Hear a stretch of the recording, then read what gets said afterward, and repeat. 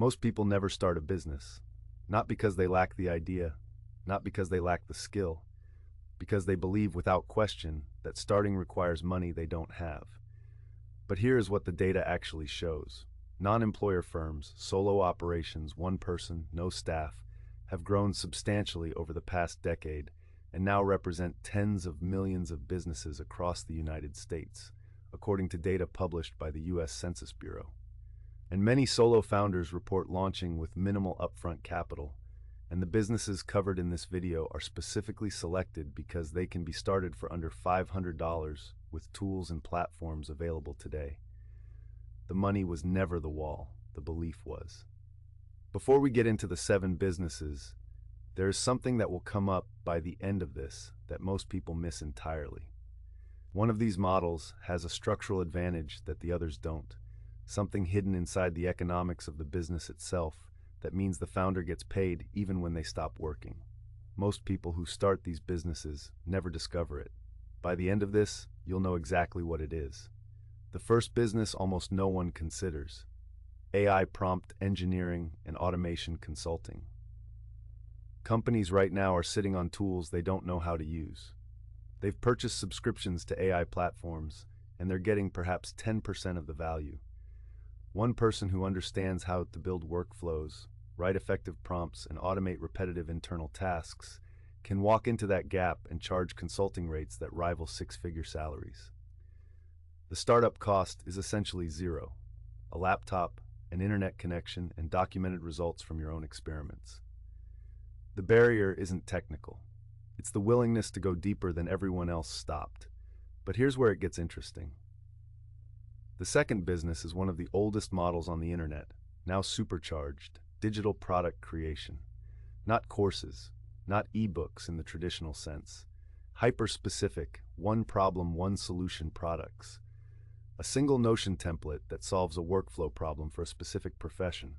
A one-page financial tracker built for freelancers. The documented pattern among creators who generate consistent passive revenue is specificity. The narrower the problem solved, the higher the perceived value, the less price resistance. Platforms like Gumroad require no upfront cost. You build once. The product ships automatically, forever. Third, local SEO consulting for small businesses. This is the one most people walk past because it sounds unglamorous, but the economics are quietly devastating in the best way. A small business, a plumber, a dentist, a landscaper, that ranks at the top of local search results can see a meaningful and measurable increase in inbound calls, a pattern that SEO industry research has documented consistently across local service categories. Most of them have no idea why they're invisible online. One person who understands Google business profiles, citation building, and basic on-page optimization can charge competitive monthly retainer rates, often enough across just a handful of clients to replace a full-time income. Startup cost under $100 in tools. Fourth, freelance video editing for content creators. The creator economy is not slowing down. What is slowing down is the supply of reliable, fast, affordable editors. Creators with audiences don't want to edit, they want to create. One editor who is dependable, fast, and understands pacing and storytelling can hold 5 to 10 clients simultaneously on monthly retainer. DaVinci Resolve offers a fully functional free version, which means the primary startup cost is a capable computer. Many editors begin with hardware they already own, keeping initial investment low. Fifth, newsletter curation and writing. Information overload is one of the defining conditions of this decade. There are people who will pay a recurring subscription fee for a human being to filter, synthesize, and deliver the most important developments in a niche they care about. And platforms like Beehive and Substack make it straightforward to collect those payments from day one.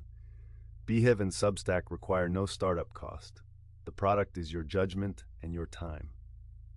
Sixth, virtual bookkeeping for small businesses. Accounting software like QuickBooks and Xero have made basic bookkeeping learnable in weeks.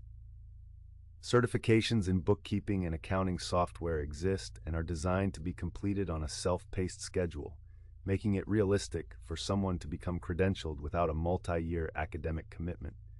Small businesses need someone to reconcile accounts, prepare reports, and keep records clean. They need it monthly, which means recurring revenue, which means predictable income for the person providing it. And now the seventh. Remember what was said at the start. One of these models has a structural advantage hidden inside its economics. This is it. Licensing original content or intellectual property. A musician, a photographer, a writer, a voice actor who builds a library of original assets and licenses them through platforms like Pond5, Artlist, or Audio Jungle creates something genuinely different from the other 6 businesses. The other 6 trade time for money, even on retainer. This one does not.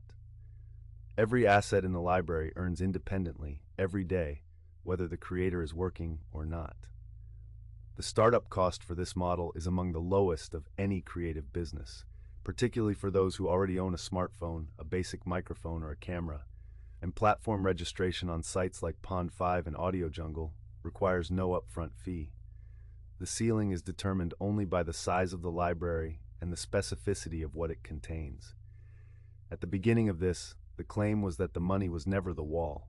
The belief was, every single one of these 7 businesses can be started for under $500, most of them for under $100.